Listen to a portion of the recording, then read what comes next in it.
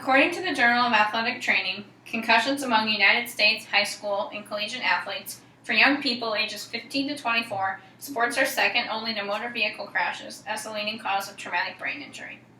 Concussions in high school and collegiate sports are a major topic of concern today for student athletes, coaches, and athletic trainers around the country. In my speech today, I'm going to explain the current concussion protocol in high school and collegiate sports, the return to play protocol, and some of the ways the protocols have changed over the years. High school concussion protocol, according to Darcy Calista, an athletic trainer at Christian Brothers High School in Sacramento, California, states that an athlete who is sustaining a concussion or head injury in an athletic activity shall be immediately removed from the activity for the remainder of the day and shall not be permitted to return. The athlete must be evaluated by a licensed health care provider that is trained in management of concussions. A certified athletic trainer cannot make the official diagnosis for a concussion at the high school level. The athlete must be seen by a physician or neurologist. The athlete then must receive written clearance to return to the activity from that licensed healthcare provider. Once the athlete is symptom-free for 24 hours at rest, the impact test will be administered. If the test shows deficits, the athlete must wait 1 week before retesting. The college concussion protocol, according to Creighton University athletic trainer Samantha Schumann, said that athletic trainers can do the evaluation at the college level, but if symptoms last longer than 15 minutes, they must be referred to a doctor immediately. According to Creighton University assistant head athletic trainer Curtis Self, when he first got certified, concussions were classified into 3 separate categories: Grade 1, Grade 2, and Grade 3. Grade 1 meant no loss of consciousness and symptoms that lasted less than 15 minutes. A Grade 2 concussion meant no loss of consciousness and symptoms that lasted for greater than 15 minutes. A Grade 3 concussion meant complete loss of consciousness and symptoms that lasted greater than 15 minutes. Now concussions are no longer graded, and they are all considered concussions, and the management plan is basically the same whether you have a concussion for 10 minutes or 2 days. The basic protocol is that once the athlete is diagnosed with a concussion, they are taken through a 6 to 7 day return to play protocol.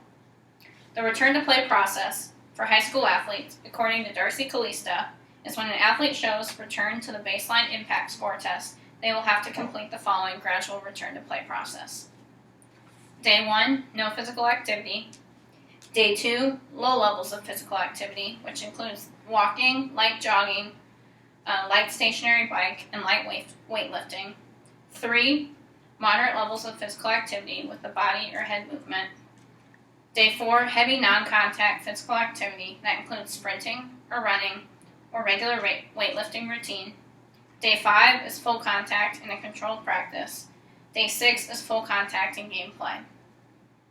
If any of these symptoms return at all in the activity, the student athlete must rest for a minimum 24 hours, and they will start at the previous step they had problems with. The return to play process in college, according to Curtis Self, is that each concussion is handled individually. If for some reason a student athlete has concussion symptoms during one of the steps of the gradual return to play practice, they are not to start back at day 1. They just repeat the day they had problems with. A sample return to play process for college baseball player at Creighton University is as follows. Day 1, 15 to 20 minute bike exercise.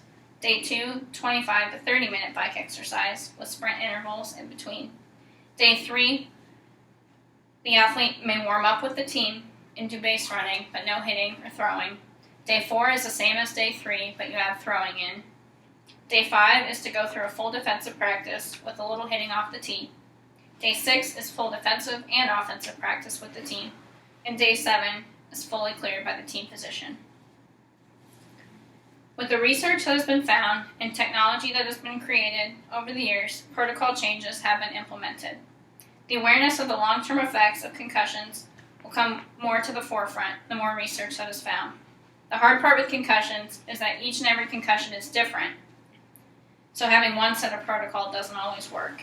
You have to really look at each situation individually. You have to look at the student athlete's history, the sport they play, and their position on the team. According to Curtis Self, the NCAA is really pushing hard in regards to concussions. However, the NCAA really only has one requirement for each university.